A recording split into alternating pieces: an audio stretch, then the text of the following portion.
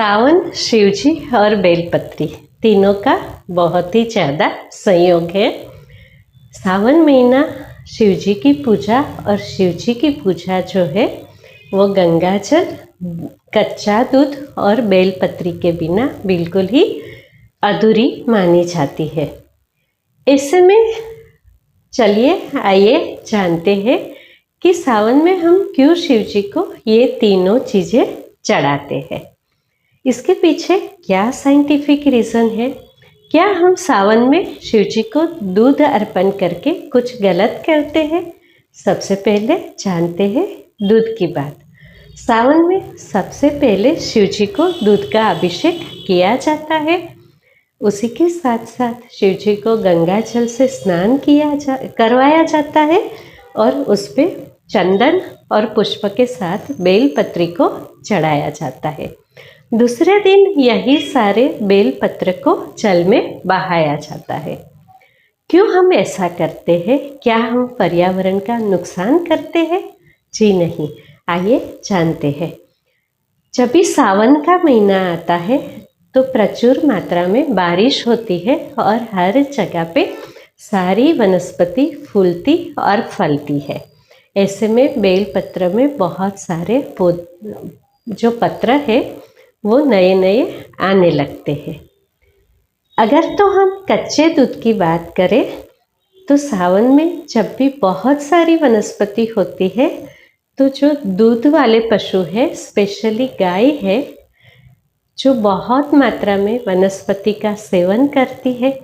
पानी की मात्रा अधिक होने से और सावन में डाइजेस्टिव फायर जो है वो कम होती है। ऐसे में गाय का दूध है वो पतला सा और थोड़ा सा दूषित होता है। इसी की वजह से सावन में आयुर्वेद में दूध जो है वो कम खाने के लिए बोला गया है। दूध की विकृति जैसे कि दही, पनीर और दही से बनी कढ़ी, रायता, ये सब वर्जित बोला गया है। क्यों हम दूध चढ़ाते हैं? और यही दूध बह के जमीन में या तो पानी के साथ उतर जाता है। तीसरी जो चीज़ है वो है चंदन। कहते हैं कि शिवजी ने जब विष का पान किया तो उसका गला जो है उसमें उसे धारण कर लिया, जिसकी वजह से उसका शरीर जो है वो नीला पड़ गया। पूरे शरीर में विष जो है वो व्यापित हो जाने की वजह से शिवजी को बहुत ज़्यादा जलन होने लगी। उसी की वजह से सारे देवता ने शिवजी पे गंगा जल का अभिषेक शुरू किया, जिसकी वजह से उसे ठंडक मिले। उसी के साथ साथ बेलपत्री जो है उसमें एक स्पेशल क्वालिटी होती है जो कि हमारे शरीर से या तो प्रकृति से विष को कम करने का काम करती है। इसी की वजह से शिवजी को बेलपत्री चढ़ाए जाते हैं। चंदन जो है वो हमें शीतलता देता है, तो शीतलता के लिए शिवजी को चंदन जो है वो अर्पित किया जाता है। ये सारे प्रतीक है क्योंकि वर्षा ऋतु में सभी जगह पे माइक्रो ऑर्गेनिजम्स जो है वो बढ़ जाता है। बारिश का पानी पृथ्वी की गंदगी के साथ बहने लगता है और यही पानी पीने से या तो दूषित पानी का यूज़ करने की वजह से हमारे शरीर में बहुत सारे रोग होने लगते हैं। ऐसे में जहाँ पहले के ज़माने में हम फिल्टर का यूज़ नहीं करते थे, तभी और बहुत मात्रा में बेलपत्री सावन के महीने में उगती है।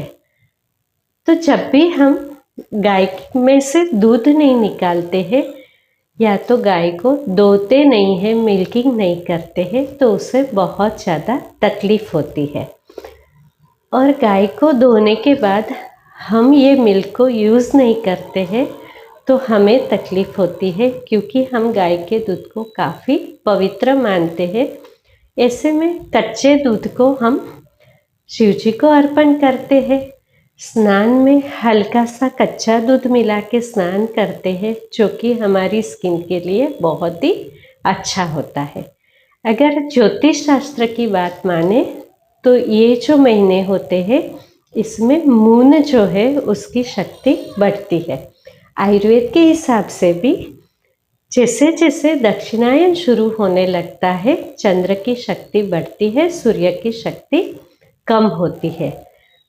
दूध जो है उसे चंद्र का प्रतीक माना गया है। गर्मी की वजह से पृथ्वी का जो पाताल है वो काफ़ी गर्म हो चुका होता है, जो कि बड़ी आसानी से ठंडा नहीं होता है। कहते हैं कि ज़मीन के अंदर का जो हिस्सा है वो ऊपर के हिस्से के कंपैरिजन में टेम्परेचर को जल्दी से रिलीज़ नहीं करता है। तभी तो हम विंटर में जब कुएं का या तो बोरवेल का पानी निकालते हैं तो गर्म निकलता है, वहीं पे समर में ये पानी ठंडा निकलता है। तो तपती गर्मी में पृथ्वी के अंदर जो गर्माहट आ गई है उसमें दूध अंदर जाके इसे शीतल करता है, और जो अंदरूनी जल है या तो पाताल में जो अंडरग्राउंड वाटर है उसकी शुद्धि भी करता है। बेलपत्री जो है वो बहते पानी को शुद्ध करने का कार्य करती है। ये बिल्कुल साइंटिफिक है। जैसे कि आजकल हम सभी लोग इन्फ्यूज्ड वाटर पीते हैं, जिसमें कि पानी में बहुत सारी चीज़ें या तो औषधियाँ मिला के इसे इन्फ्यूज़ करते हैं, जिससे पानी की क्वालिटी जो है वो बदल जाती है। ये बिल्कुल वैसी ही बात है। ये बेलपत्री जो है वो दूषित जल को शुद्ध करती है। इसमें भी साइंटिफिक है कि हम शिव जी को कुमकुम नहीं चढ़ाते हैं, क्योंकि कुमकुम में लीड होता है, लेड ऑक्साइड होता है, जो कि हमारे शरीर के लिए गर्माहट देता है या तो विष का कार्य करता है। और शिव जी से को चढ़ी चीज़ें जो है उसे हम जल में प्रवाहित करते हैं, तो ये जो लेड है वो जल को दूषित करता है। इसी की वजह से सारी चीज़ें जो जल को पवित्र करती है या तो इसे इन्फ्यूज़ करती है, उसमें से टॉक्सिन दूर करती है, यही सारी चीज़ें शिव जी को चढ़ाई जाती है। तो ये सभी जो है वो रीज़न है कि सनातन धर्म में कोई भी बात जो है वो अनसाइंटिफिक नहीं होती है, या तो बिना ज़रूरत के हम नहीं कहते हैं। तो आशा रखती हूँ कि आज के बाद आप नहीं कहेंगे कि शिव जी को दूध चढ़ा के हम दूध को वेस्ट क्यों कर रहे हैं। दरअसल हम दूध को वेस्ट नहीं कर रहे हैं। गाय का जो बड़ा हुआ दूध या तो दूषित हुआ दूध है उसे वेस्ट होने से बचा रहे हैं, जो कि पृथ्वी में बह के हमारे भूगर्भ जल को शुद्ध करता है और उसमें बढ़ी हुई गर्मी को शांत करता है।